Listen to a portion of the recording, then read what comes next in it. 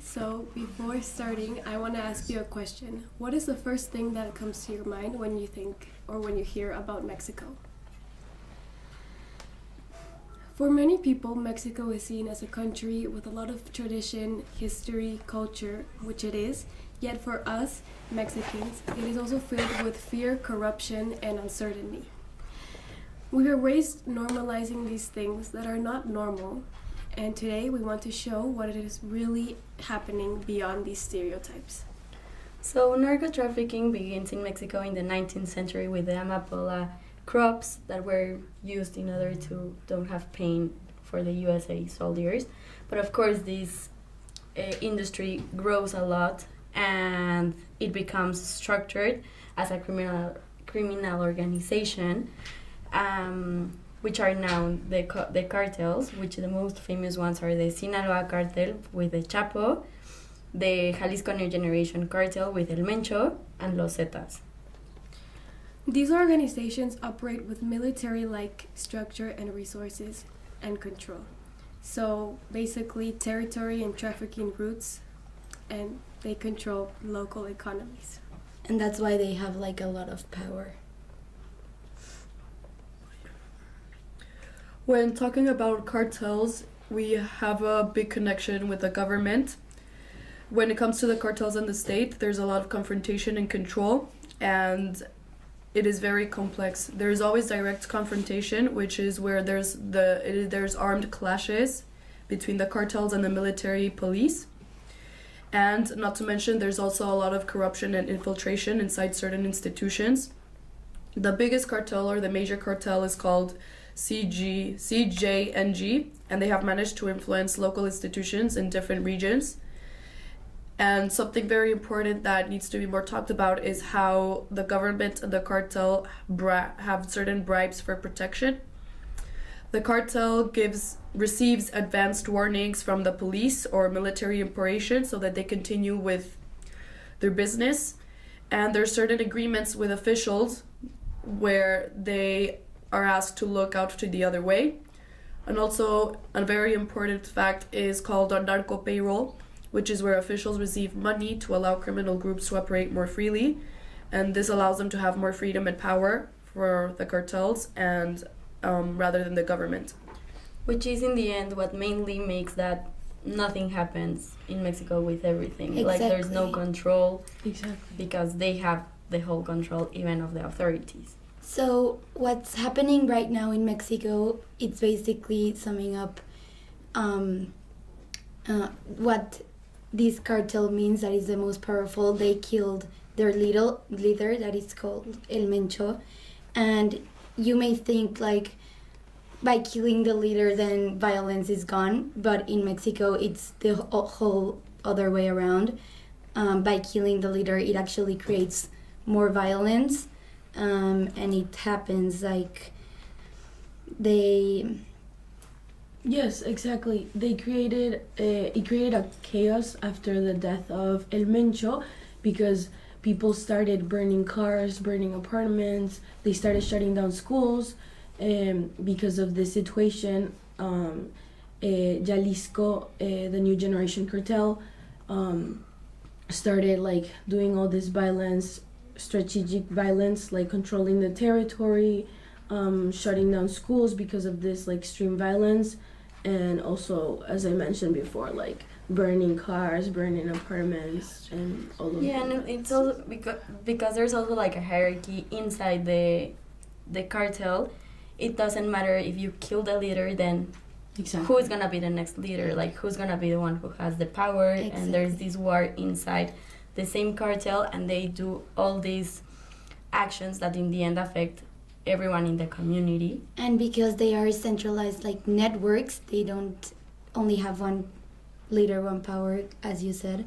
And in this case, when they kill a leader, they just want to show who's in control in the power and prove it in this country. So that's why they create all this chaos and violence.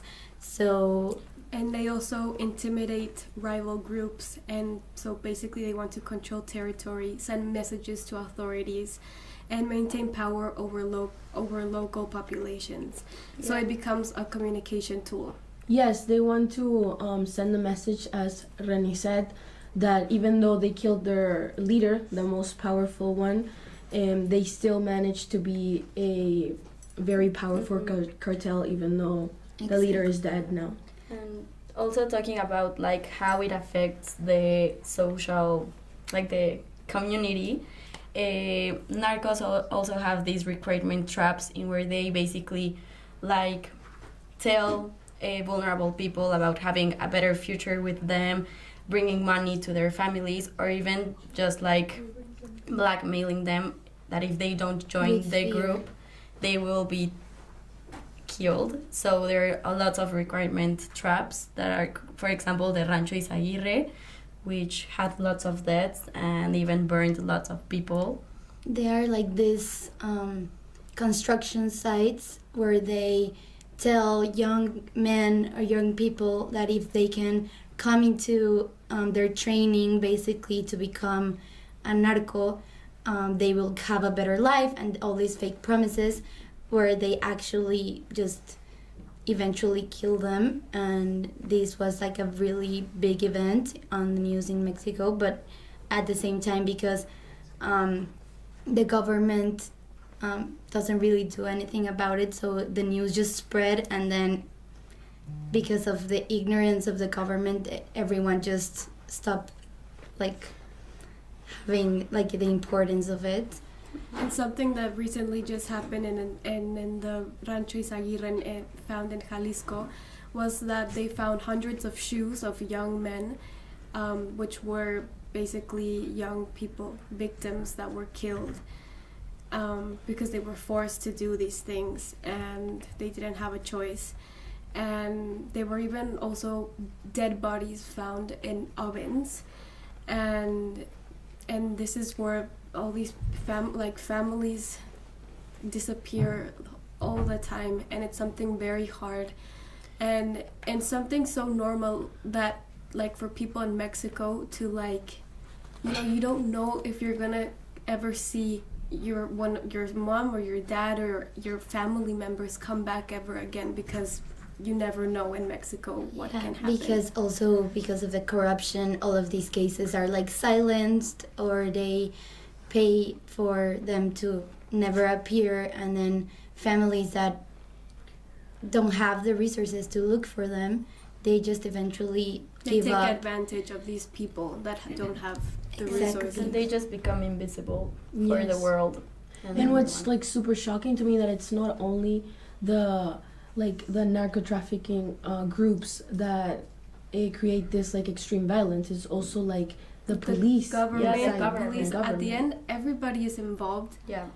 Corruption is a Exactly. big topic in. And this just has been going on for many, many years. It started like the violence spreaded more with the cartels in like the early 19th 2000s, because the government also tried to like step ahead, and then eventually just the violence spread it even more, and that's why no one really does anything about it, because they don't just create violence, they have They have promote created fear. amongst the whole country. So yeah, they just want to prove the power. that they hold and just create insecurity into the country. So the question we want to leave you with thinking is, what would you do in order to do something over everything if killing or just grabbing the narco leader is not the answer? So thank you. Bye. Bye.